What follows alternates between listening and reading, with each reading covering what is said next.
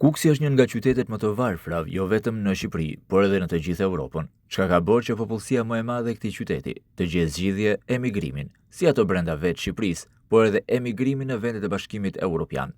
Në të tillë situatë, popullsia që ka mbetur në këtë qytet, ose është ajo që konsiderohet e kapur me pushtetin, që janë të afërm të kryebashkiakut, zyrtarëve apo ish zyrtarëve që kanë mundur t'i vënë gjërat në vijë, ose janë ata që s'kan mundur as të gjejnë para e zgjidhje për t'u larguar nga Kuksi. Pikërisht, kjo shtresë vijon edhe sot të jetë më e keq trajtuara nga vetë bashkia dhe institucionet lokale. Së fundmi, Albert Halilaj, i cili ka mbushur bashkinë dhe institucionet lokale me familjar, miqe të afërm të tij, sot nëpërmjet faqes zyrtare të bashkisë ka reaguar duke justifikuar në mënyrë të pajustifikueshme e tërësisht tallëse e çnjerëzore mos alokimin e fondeve për familjet që trajtohen me mbështetje sociale. Sqarim publik, të nderuar përfitues të ndihmës ekonomike 6%. Në lidhje me pagesën e 6% të ndihmës ekonomike për muajt prill dhe maj, sqarojmë se këto pagesa nuk kanë kaluar ende, pasi Këshilli Bashkiak nuk është mbledhur për 2 muaj radhëzi për të miratuar vendimin për Katos.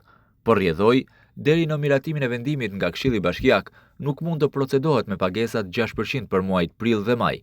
Nga drejtori i Shërbimit Social dhe Kujdesit Shoqëror, projekt vendimi paraqitet gjithmonë në kohën e duhur sipas afateve ligjore. Faleminderit për mirëkuptimin. Shprehet në postim Albert Halilaj.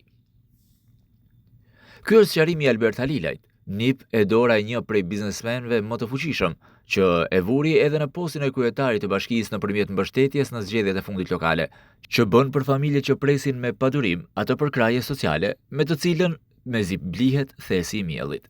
Burime bëjnë me dije nga ana tjetër që edhe pse Erion Malaj u dërgua drejtues politik në qarkun Kukës, gëzon mbështetjen nga socialistët, sërish Albert Halilaj dhe Erejç Biberi nuk e kanë lejuar të shtrijë autoritetin e tij. Baza socialiste në Kukës vijon të jetë e përçarë, shkak për këtë është sërish kryebashkiaku që s'di të lidh dy llafe, siç thon kuksianët.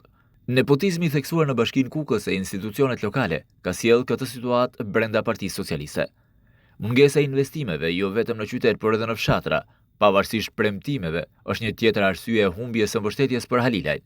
Ky i fundit jo rrallëherë ka tentuar të mbyll gojen e gazetarëve nëpërmjet të njohurëve të tij në nivele të ndryshme të pushtetit, por edhe të lidhjeve me biznesmenin, që fiton miliona nga trau i vendosur në rrugën e Kombit, të cilën e gjeti gati pasi ishte ndërtuar me parat publike. Situata brenda PS-së Kuksit ka bërë që disa prej personave të njohur e me emër të mendojnë kandidimin në siglën e forcave të tjera, pasi Albert Halilaj e Erejç Biberi e kanë shndruar partinë në qytetet respektive, pronë private, duke shkaktuar pakënaqësi gjithnjë në rritje. Edhe pse drejtuesi politik Erion Malaj vijon takime të herpashershme, mbledhje, riaktivizim strukturash e rienergjizim të tyre, gjithçka duket ende vetëm formale, pasi realiteti vijon të jetë ndryshe. Tjetër pakënaqësi e qytetarëve në denoncimet pranë nesh është menefregizmi i Halilajt, moshapja e derës për qytetarët dhe mosmarrja parasysh e kërkesave dhe ankesave të tyre. Burime bëjnë me dije se kjo ka sjellë që Albert Halilaj të mos ketë më mbështetje në këshilltarëve të Partisë Social-Demokrate apo të disa figurave me influencë në Kukës. Rritja e çmimeve të apartamenteve në Kukës, duke kapur edhe shifrën e 1.000 eurove për metër katror, është një tjetër shqetësim që me sa duket, Albert Halilaj do ta vënë me shpatulla pas murit në zgjedhjet e ardhshme, për të cilat burime bëjnë me dije se nuk do të jetë më kandidati socialistëve, pikërisht për shkak të këtij rezultati të dobët e pakënaqësie të madhe.